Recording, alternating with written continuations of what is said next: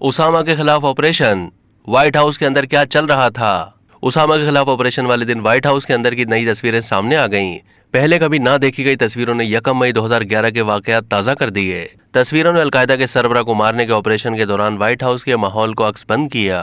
तस्वीरों में ओबामा को गौर से देखते और सवाल पूछते हुए भी दिखाया गया।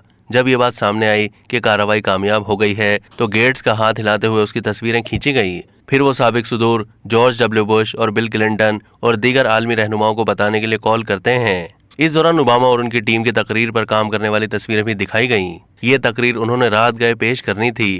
ख्याल रहे कि ये तस्वीरें वॉशिंगटन पोस्ट अखबार ने फ्रीडम ऑफ इंफॉर्मेशन एक्ट के तहत एक दरख्वास्त के बाद ओबामा की सदारती लाइब्रेरी से हासिल की हैं। CNN के मुताबिक व्हाइट हाउस के सिचुएशन रूम में उस वक्त के अमेरिकी सदर बराक ओबामा और उनके नायब सदर जो बाइडन के चेहरों पर तनाव वाज़ेह था। उस वक्त के वजीर दिफा बॉब गेट्स भी मौजूद थे।